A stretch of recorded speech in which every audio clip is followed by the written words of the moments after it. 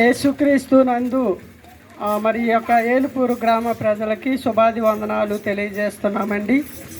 యేసుక్రీస్తు సువార్తను మరి ప్రకటిస్తున్నాం. యేసుక్రీస్తు మరి ఈ లోకంలో సంచరించిన ఆ దినాల్లో సమరయ అనే ఒక గ్రామం ఉందండి. ఆ గ్రామం వద్దకు యేసు ప్రభు ప్రయాణమై ఆ గ్రామం ఒక ఊరు మరి ఎద్దుకు ముందుగా ఆయన వచ్చినప్పుడు అక్కడ ఒక బావి ఉంది.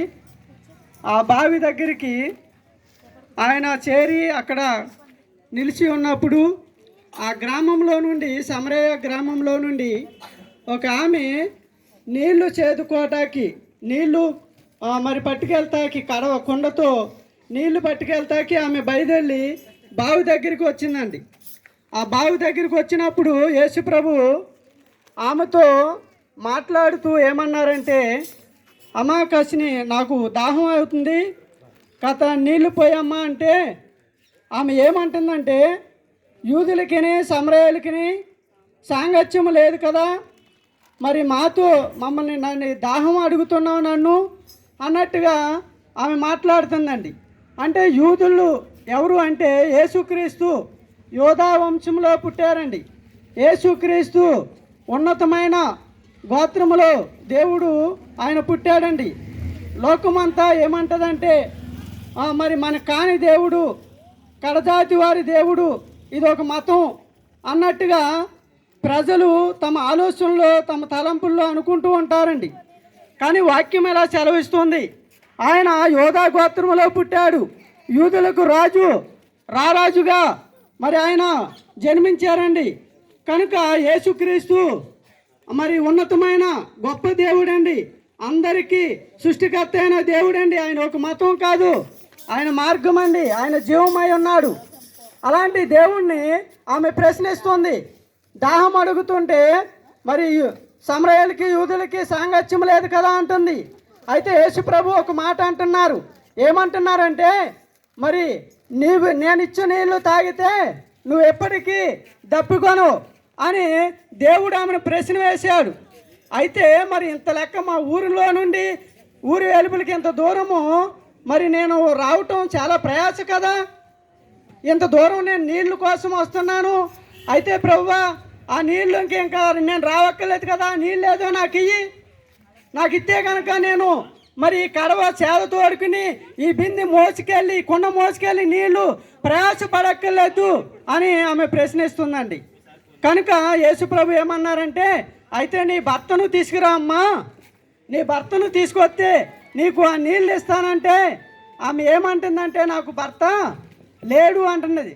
ఏమందండి ఆమె, నాకు భర్త లేడు అంటుంది. లేడంటే దేవుడికి సమస్తము తెలుసండి, ఆయనకు మరుగైంది ఏదీ లేదు, ప్రతి ఒక్కరిని ఆయన చూస్తున్నాడు.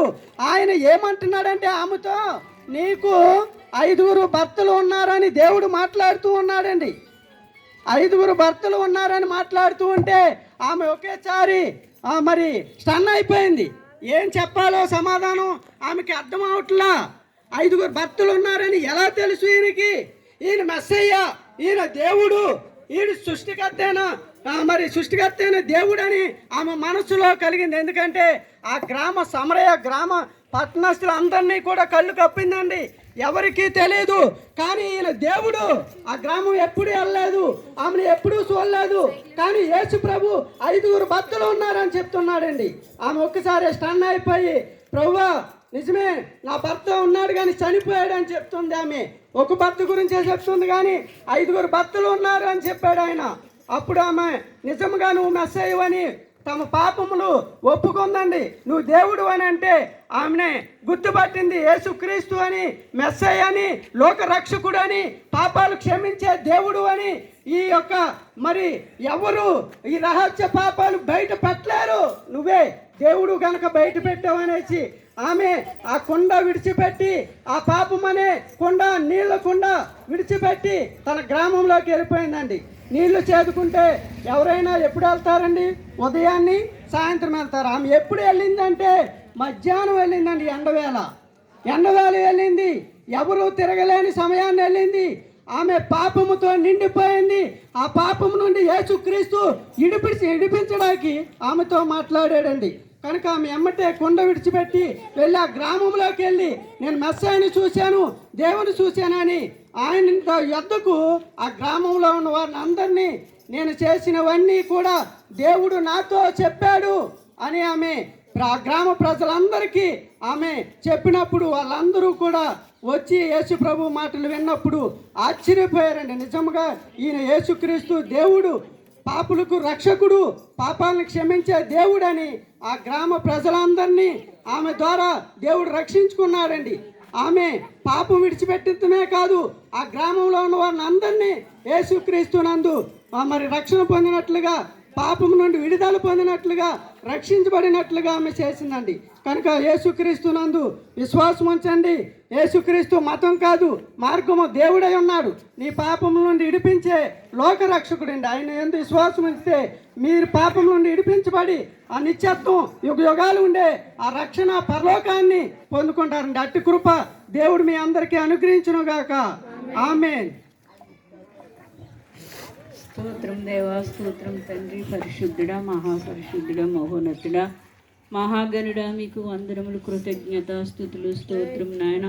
ఈ గ్రామమును, ఈ గ్రామ ప్రజలను మీరు ఎంతో ప్రేమించినైనా అయ్యా, ఇదిగో తండ్రి, ఈ యొక్క నా ప్రభా సాయంకాలం సంధ్యవేళలో ప్రభా ఈ యొక్క నా తండ్రి గ్రామంలో ఈ ఈదులో ప్రభా ఎత్తబడిన విత్తనములు ఫలింప దయచేయండి. నిజమే ప్రభా, మనుషులకి ప్రభా మరుగై ఉండొచ్చుము, కానీ నాయన సృష్టికర్తమైన దేవుడు ప్రభా, భూమి ఆకాశమునకు మహాకాశమునకు దేవుడు తండ్రి, ఈ సమస్త ఈ ప్రకృతి నిర్మించిన మహాదేవుడు తండ్రి, నీకు మరుగంది ఏది లేదు ప్రభా. అయ్యా అయితే అంటుంది ప్రభా, ఇదిగో తండ్రి నాయన నేను ప్రభా నాయన నాకు భర్త లేడు అంటుంది ప్రభా. నాయన నాకైతే నాయన నీళ్ళు ఇమ్మంటుంది, నేను ఇచ్చే మేమైతే ఊదులు, మీరు నాయన మేము సమరీలు అని చెప్తుంది. నిజమే ప్రభా నాయన, ఏ భేదము లేదు తండ్రి, అందరూ పాపం చేసి నాయన నువ్వు ఇచ్చే మహిమను పొందలేకపోతున్నారని నీ వాక్యం చెలవిచ్చినట్టు ప్రభా, నీవైతే అందరి కొరకు ప్రాణం పెట్టావు తండ్రి, నీకు స్తోత్రాలు. అందరు హృదయాలు వెరుగున్న దేవుడు నాయన, ఆ స్త్రీని కనుగొనటానికి వచ్చావు. ఆ బావి యొద్ద ప్రభా పాపం అనే కొండ నిడిచిపెట్టింది నాయన. అయా పవిత్రమైన నీ నామాన్ని గ్రామంలో సాటి చెప్పినప్పుడు ప్రభా, గ్రామాంతి కూడా, సుకరని గ్రామాంతి కూడా నీ మహిమతో నింపబడి అందరూ మారు మనసు పొంది రక్షించబడ్డారు తండ్రి. అయ్యా ఇదిగో ఇక్కడ ఎత్తబడిన విత్తనములు ప్రభా, ఎవరు ఏ స్థితిలో ఉన్నారో, ఎవరి హృదయంలో ఏమున్నదో నీకు తెలిసిన ప్రభా, నువ్వు చూచుచున్న దేవుడు నాయన.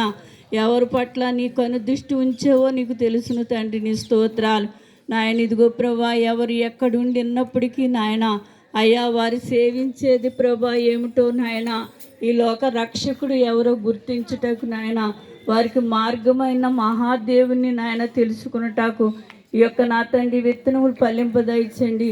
వారి హృదయాలు తెరవండి నాయన, వారి మనసులను మార్చండి ప్రభా. వారి తలంపులో ఉన్న సమస్తమును నాయన గ్రహించి వెలుగులోనికి నడిపించుటకు, చీకటిలో నుండి ఆశ్చర్యకరమైన వెలుగులోకి ప్రభా నీ మహిమలో వారు అడుగుపెట్టినట్లు నీ కృపను అనుగ్రహించమని, ఎత్తబడిన విత్తనములు ఫలింపదయచేయమని త్వరగా రాని యేసుక్రీస్తు పరిశుద్ధ నామమును బతిమాలేడుకుంటున్నాం తండ్రి. ఆమేన్.